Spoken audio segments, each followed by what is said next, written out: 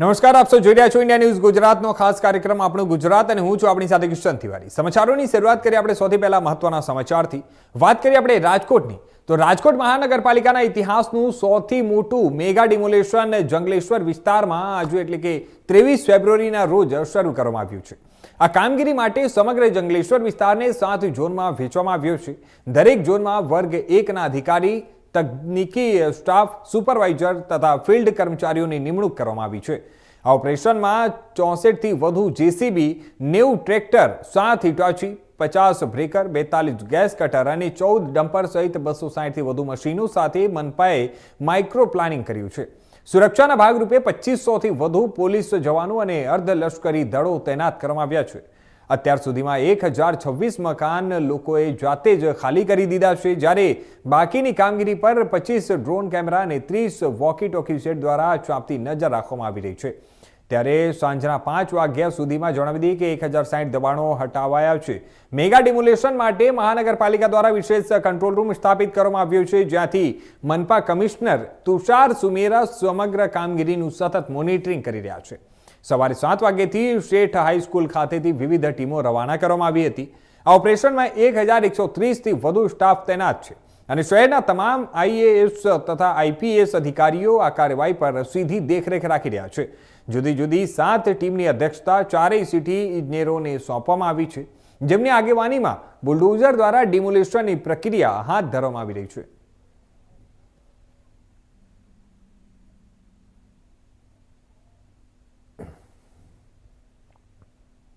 હવે વાત કરીએ આપણે જૂનાગઢની, તો ભૂતકાળમાં વિવાદોથી ઘેરાયેલી કીર્તિ પટેલ મહાશિવરાત્રિની રાતથી જ ફરી ચર્ચામાં આવી છે।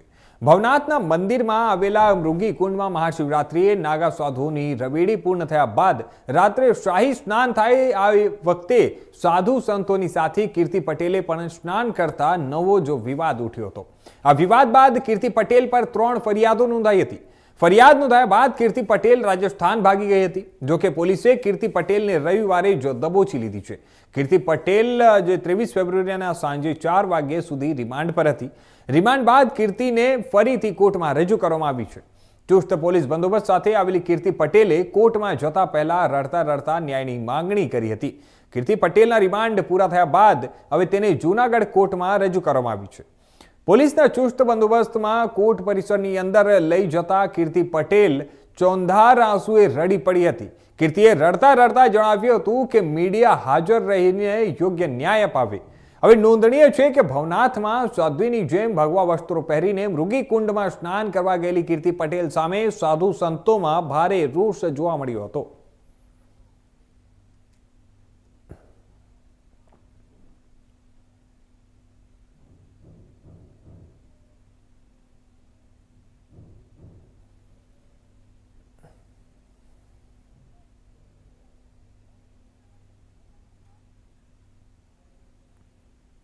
હવે સમાચારોમાં આગળ વાત કરીએ આપણે છોટા ઉદેપુરની, તો બોડેલી તાલુકાના સિમલઘોડા ગામ પાસે આવેલા નર્મદા નહેરના મુખ્ય ગેટ પાસે મોટું ગાબડું પડ્યું। બોડેલીના સિમલઘોડા ગામ પાસેથી પસાર થતી નર્મદાની મુખ્ય નહેરમાં સિમલઘોડા મુખ્ય ગેટ પાસે ગાબડું પડેલું જોવા મળ્યું છે। હાલ સિમલઘોડા ગામ પાસે પસાર થતી મુખ્ય નર્મદા કેનાલના ગેટ પાસે 1 માસ પહેલા નાનું ગાબડું પડ્યું હતું, પરંતુ નર્મદા વિભાગના અધિકારીઓએ ધ્યાન ન આપતા હાલ હવે એ ગાબડું મોટું થઈ જવા પામ્યું છે। હાલ નર્મદાની મુખ્ય નહેરમાં પાણી ખૂબ મોટા પ્રમાણમાં પસાર થઈ રહ્યું છે અને આ વિસ્તારના ખેડૂતો સિમલઘોડા નર્મદાની મુખ્ય નહેર પાસે પડેલા મોટા ગાબડાથી ચિંતિત બન્યા છે।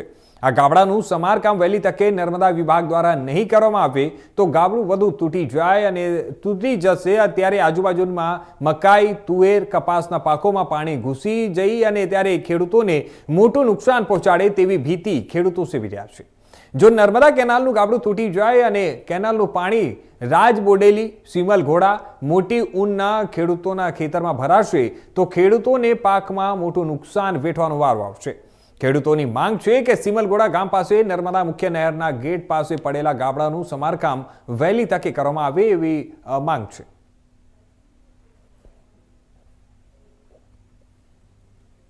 બોડેલી તાલુકાના સિમલઘોડા પાસે મુખ્ય ગેટ પાસે એક ગાબડું પડેલું છે। એ પહેલાં થોડા ટાઈમ પહેલાં મૂકવામાં આવ્યું હતું, તેથી આ નર્મદા વિભાગના અધિકારીઓને ધ્યાન ના દોરતા અત્યારે એ ગાબડું મોટા પ્રમાણમાં થયેલ છે। અને એ ગાબડાના લીધે એ વધારે પર કેનલ તૂટે તો લોકોના ખેતરોમાં પાણી ઘૂસી અને પાકને નુકસાન કરે એવું છે. તેથી નર્મદા વિભાગને વહેલી તકે આ એ કરવા વિનંતી છે. શું નામ તમારું?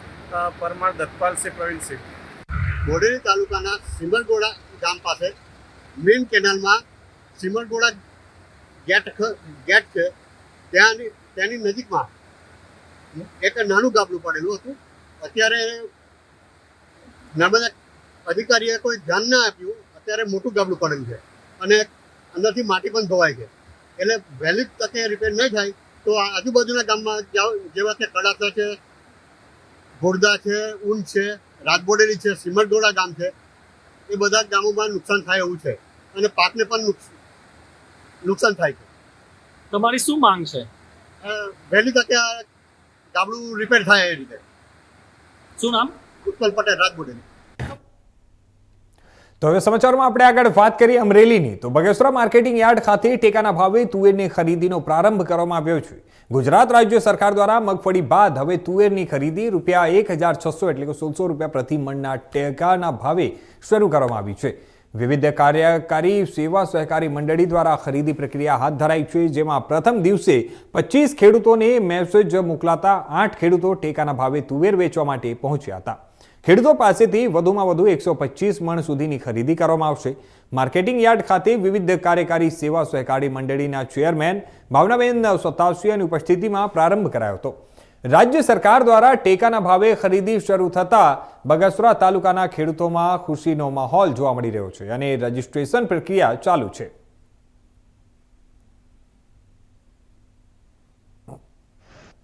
આજે સરકારશ્રીના ટેકાના ભાવની ખરીદીનું સૌભાગ્ય અમારી મંડળીને પ્રાપ્ત થયું છે. બગસરા ખેડૂત વિવિધ કાર્યકારી સેવા સહકારી મંડળીના ચેરમેન ભાવનાબેન સતાસિયા બોલું છું.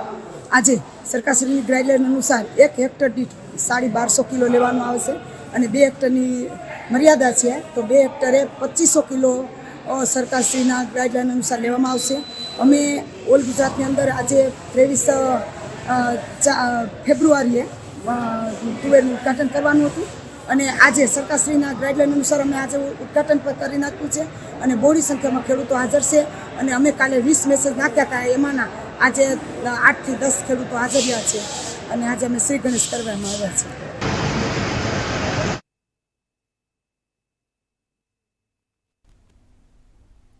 હવે સમાચારમાં આ તરફ વાત કરીએ આપણે દેવભૂમિ દ્વારકાની. તો દેવભૂમિ દ્વારકા અને જામનગર જિલ્લામાંથી ગેસ પાઇપલાઇન બાબતે કોંગ્રેસ દ્વારા ખેડૂતોને સાથે રાખી અને જિલ્લા અધિક કલેક્ટરને રજૂઆત કરાઈ છે. પાલભાઈ અંબાલિયાની આગેવાનીમાં કલેક્ટરને રજૂઆત કરાઈ. ત્યારે જણાવી દઈએ કે રજૂઆતમાં ગુજરાત ખેડૂત સમાજના પ્રમુખ જયેશભાઈ પટેલ પણ ઉપસ્થિત રહ્યા હતા.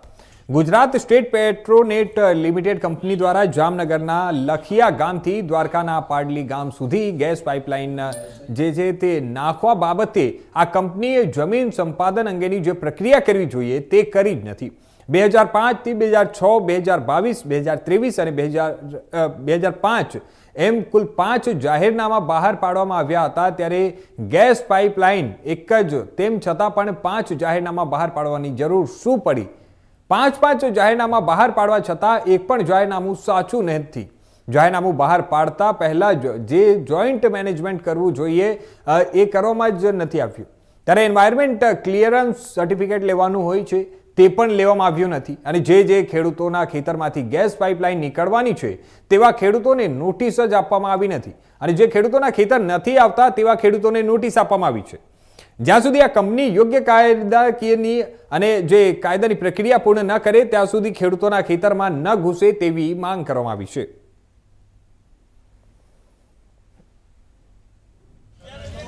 મારું નામ કેશુર દેવા ચાવડા, ગામ બેરાજા. મારી જમીન ગેસ પાઇપલાઇનની અંદર આવે છે. 3 ફેરે અહીંયા સર્વે કર્યું છે. તો પહેલાં નોટિસ અમને આવી હતી, તે પછી નોટિસ ના આવી એનું કારણ એ કે બાજુવાળાને નોટિસ મળી, મને નોટિસ ના મળી. હું કામ ના મળી કે જમીન ખાતે અવરી એકબીજાને થઈ ગઈ. તો એ નોટિસ પહેલાં તો જમીન ક્લિયર કરી અને આમ આપણે રદ કરી અને ક્લિયર કરવું પડે, નહીં તો બાજુવાળાને પૈસા મળશે, પાઇપલાઇન પડશે બીજાનામાં, તો મોટું ઘીસણ થવાનું છે ખેડૂત હારે, કંપની હારે, સરકાર હારે. તો અમે કલેક્ટર ઓફિસે મૌખિક, પાલભાઈ આંબલિયા છે ખેડૂત છે, અહીંયા અમે બધા અહીંયા પ્રશ્ન લઈને આવ્યા હતા. કે આનું કંઈક નિરાકરણ અમને આપો. જામનગર જિલ્લાના લાલપુર તાલુકાના લખિયા ગામથી ચાલુ કરી અને દ્વારકા તાલુકાના પાડલી ગામ સુધી એક ગેસ પાઇપલાઇન નીકળે છે.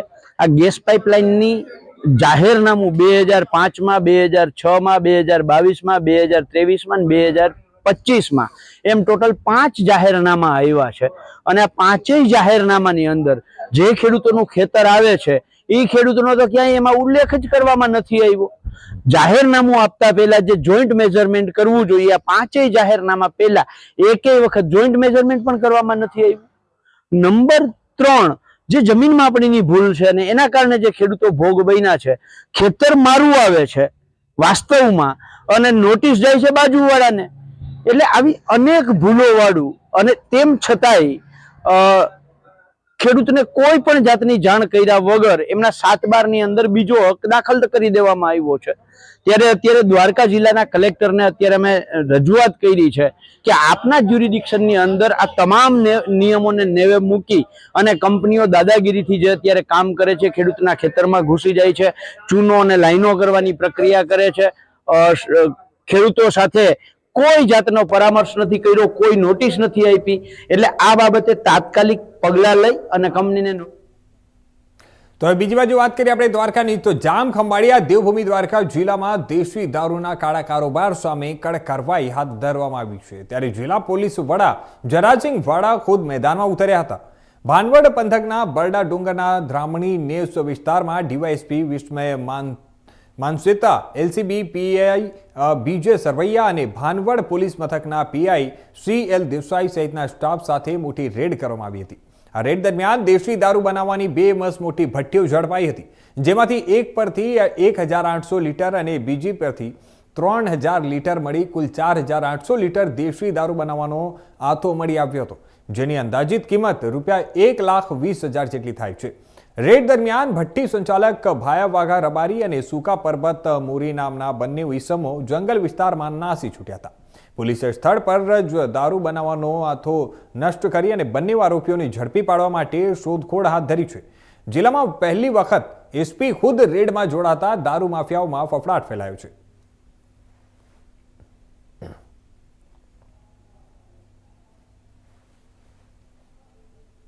હવે આગળ વાત કરીએ આપણે અમરેલીની, તો અમરેલી જિલ્લામાં અચાનક વાતાવરણમાં પલટો આવતા કમોસમી વરસાદ ખાબક્યો છે.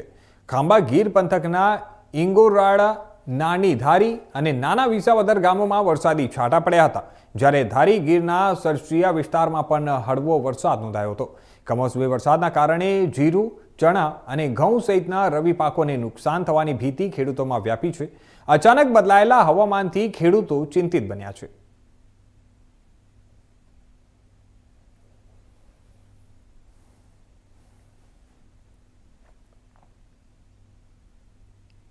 હવે વાત કરીએ આપણે, તો જામ ખંભાળિયા દ્વારકા નેશનલ હાઈવે પર પદયાત્રા કરી રહેલા એક મહિલાનું દુર્ઘટનામાં મોત નીપજ્યું છે.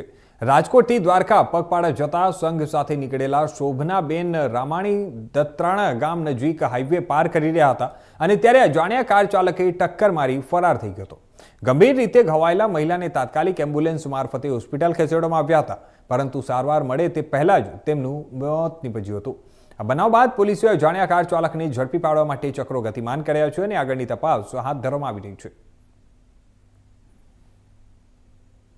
વહેલી સવારે એક પદયાત્રીઓનો એક કેમ્પ દ્વારકા તરફ જઈ રહ્યો હતો. એ દરમિયાન અજાણ્યા વાહન ચાલકે એક દ્વારકાધીશના એક ભક્ત એવા એક મહિલાને ગાડી ઠોકી અને એક્સિડન્ટ થતું, અને એક્સિડન્ટ થયેલા બાદ એ મહિલા અમારી હોસ્પિટલ એટલે કે વેદાંત મલ્ટી સ્પેશિયાલિટી હોસ્પિટલની અંદર આવેલા અને અમે જે સમયે અમારી હોસ્પિટલે પહોંચેલા એ દરમિયાન અમે મૃત્યુ જાહેર કરેલું છે.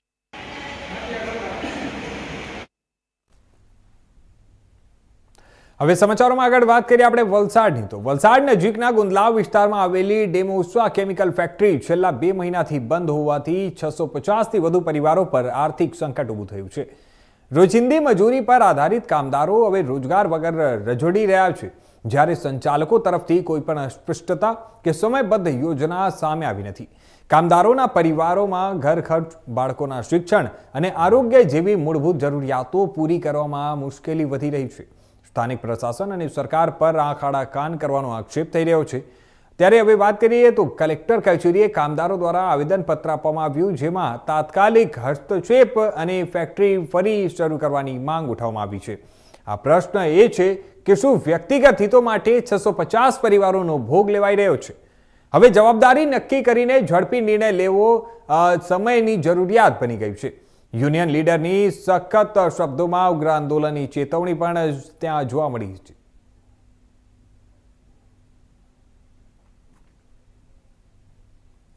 કચેરી અમે અમારા 16 જેટલા મુદ્દા માટે આવેદનપત્ર આપવાના છીએ.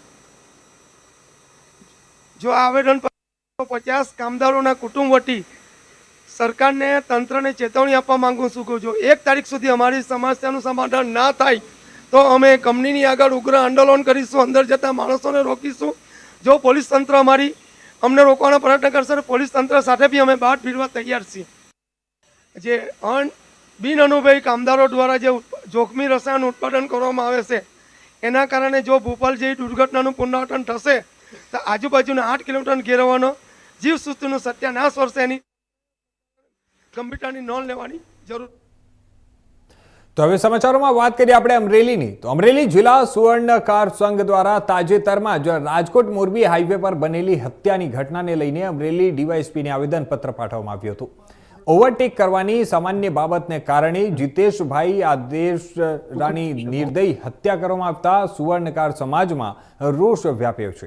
સંઘ દ્વારા રજૂઆત કરવામાં આવી કે ગેરમાર્ગે દોરાયેલા યુવાનો સામે કડક કાયદેસરની કાર્યવાહી કરવામાં આવે અને જિલ્લામાં કાયદો વ્યવસ્થા જળવાઈ રહે તે માટે સખત પગલાં લેવામાં આવે. તેમજ ટ્રાફિકના જે નિયમો છે તેનું ઉલ્લંઘન કરનાર સામે કડકથી કડક સજા થાય તેવી પણ માંગ કરવામાં આવી છે. આ પ્રસંગે મોટી સંખ્યામાં સુવર્ણકાર સંઘના આગેવાનો અને કાર્યકરો ઉપસ્થિત રહ્યા હતા.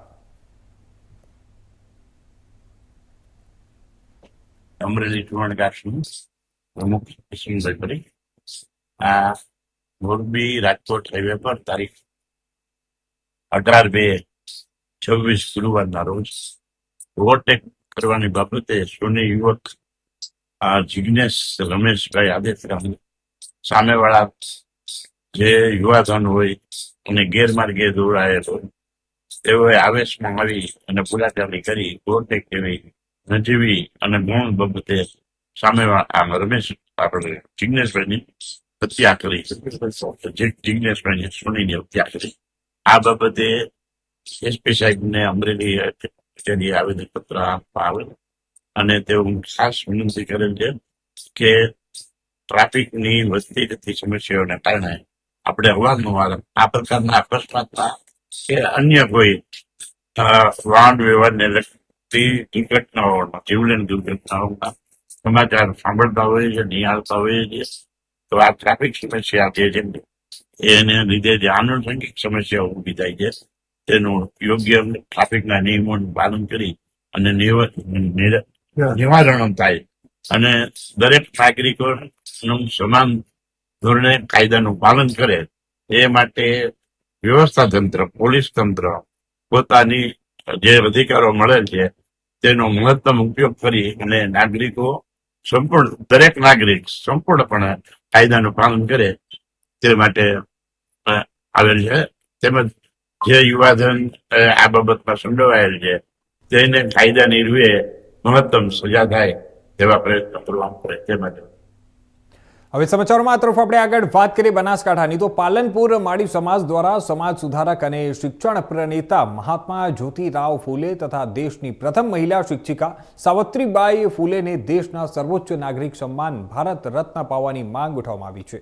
સમાજના આગેવાનોનું માનવું છે કે જ્યોતિરાવ અને સાવિત્રીબાઈ ફૂલે એ સમાજમાં સમાનતા, સ્ત્રી શિક્ષણ અને અસ્પૃશ્યતા નિવારણ માટે અદ્વિતીય યોગદાન આપ્યું હતું. જ્યોતિરાવ ફૂલે એ શોષિત અને પીડિત વર્ગોના હકો માટે જીવનભર સંઘર્ષ કર્યો હતો, જ્યારે સાવિત્રીબાઈ ફૂલે સ્ત્રીઓ માટે શિક્ષણના દ્વાર ખુલ્લા કર્યા હતા. તેમના પ્રયત્નોથી સમાજમાં જાગૃતિ અને પ્રગતિનો નવો યુગ શરૂ થયો હતો. પાલનપુર માળી સમાજના પ્રતિનિધિઓએ જણાવ્યું હતું કે દેશના વિકાસ અને સમાનતાના મૂલ્યોને મજબૂત બનાવવા માટે આવા મહાન વ્યક્તિઓને યોગ્ય માન સન્માન મળવું જોઈએ. તેમણે બનાસકાંઠા નિવાસી કલેક્ટરને આવેદનપત્ર આપી અને માંગ કરી છે. ઘણા સમયથી માલી સમાજની એક રજૂઆત છે કે અમારા માલી સમાજના આરાધ્ય એવા મહાત્મા જ્યોતિરાવ ફૂલે અને સાવિત્રીબાઈ ફૂલેને ભારત રત્ન મળવો જોઈએ. અમે ઘણીવાર રજૂઆતો કરી છે, પરંતુ હજી સુધી સરકાર તેના ઉપર કંઈ નિર્ણય લઈ શકી નથી. એના અનુસંધાને ગુજરાત માલી સમાજે ગુજરાતના 34 જિલ્લા મથકો ઉપર કલેક્ટરને આવેદનપત્ર રજૂ કરી અમે માગણી અમારી રજૂ કરી છે કે કોઈ પણ સંજોગોમાં માલી સમાજના આરાધ્ય એવા મહાત્મા જ્યોતિરાવ ફૂલે અને સાવિત્રીબાઈ ફૂલેને ભારત રત્ન મળવો જ જોઈએ. આ એવા ફૂલે દંપતી કે જેમને પછાત અને કચડાયેલા વર્ગ માટે ખૂબ જ કામ કર્યું છે. મહિલાઓને જ્યારે માન સન્માન નહોતું મળતું ત્યારે એમને શિક્ષણમાં પણ ઘરની બહાર જ્યારે નીકળવા માટે નહોતું મળતું ત્યારે સાવિત્રીબાઈ ફૂલે એમને મહિલાઓને શિક્ષિત બનાવ્યા અને 17 જેટલી સ્કૂલો મહિલાઓ માટે ખોલી.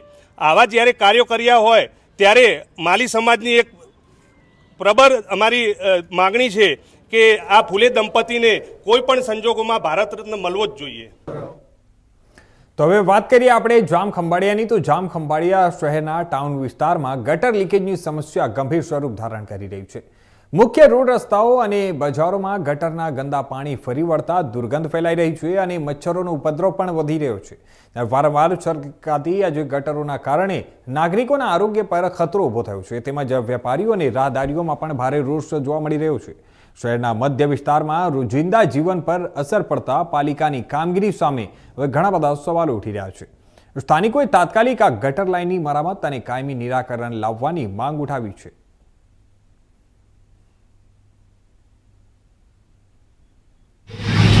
ખંભાળિયામાં રોજ ગટર ઉભરાય છે, તંત્ર સૂતું છે. નગર નાકાથી જોધપુર નાકા સુધી આ જ પરિસ્થિતિ રોજની હોય છે. તો નગરપાલિકા શું કરી રહી છે?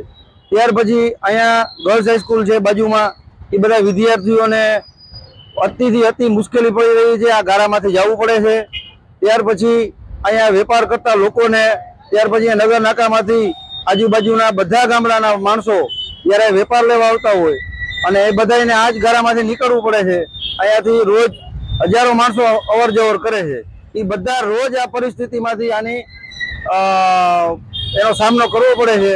અને ક્યાંક ને ક્યાંક એવું લાગે છે કે ખંભાળિયા નગરપાલિકા આમાં નિષ્ફળ રહી છે. આ કામ કરવામાં રોજ ગટર ઉભરાય છે અને સાવ નિષ્ફળ રહી છે. તો આની ઉપર કાયમી કંઈક સોલ્યુશન લઈ આવું, કંઈક કરો. બાકી આ પરિસ્થિતિમાં રોગચાળો અતિ ફાટી નીકળે, બરોબર છે, એનું જવાબદાર કોણ? નાના બાળકો, વડીલો બધાને માંદગીની સામનો કરવો પડે છે. તો એનું જવાબદાર કોણ? બરોબર છે. તો આની વહેલી તકે નિકાલ કરો અને આનું પરમિનન્ટ સોલ્યુશન લઈ આવો એવી હું રજૂઆત કરું છું. નગર અમે ઉગ્ર આંદોલન કરશું. મેઇન મુખ્ય નાકું છે નગર નાકાનું. અહીંથી મેઇન બજાર શરૂ થાય છે. આ જગ્યાએ એવો ગટરનો ત્રાસ છે કે એવા માણસ હાલી નથી શકતો. અમારે આ અવારનવાર એકાત્રે ગટર છલકે છે આ વિસ્તારમાં. કોઈ જવાબ નથી દેતું, કોઈ અધિકારી, કોઈ નગરપાલિકા વાળા કે કોઈ જવાબ નથી દેતું. લોગા ભાડા અને પગાર ખાવા માટે આવે છે માણસો. અહીંથી અમારે બેસવું કેમ? પાણીનો ગટરને સતત નિકાલ નથી થતો. હવે વાત કરીએ આપણે વડોદરાની. તો વડોદરા શહેરના સમા વિસ્તારમાં સ્ટેટ વિજિલન્સ દ્વારા દરોડો પાડી અને મોટી માત્રામાં વિદેશી દારૂનો જથ્થો ઝડપ્યા હોવાની ઘટના સામે આવી છે. શહેરમાં છેલ્લા કેટલાય દિવસોથી અલગ અલગ વિસ્તારોમાં દારૂની રેડ ચાલી રહી છે. ત્યારે આ કાર્યવાહી ખાસ ચર્ચાનો વિષય બની છે. દરોડા દરમિયાન સમા પોલીસ સ્ટેશનના અધિકારીઓની કામગીરી પર પણ સવાલો ઊભા થઈ રહ્યા છે. ગુજરાતમાં દારૂબંધી હોવા છતાં વિદેશી દારૂનો જથ્થો શહેરમાં કેવી રીતે પહોંચે છે તે અંગે હવે ચર્ચાઓ શરૂ થઈ ગઈ છે. આ ઘટનાને પગલે સમા પોલીસ સ્ટેશનની ભૂમિકા અને કામગીરી સામે પણ ઘણા બધા પ્રશ્ન ઊભો થઈ રહ્યો છે.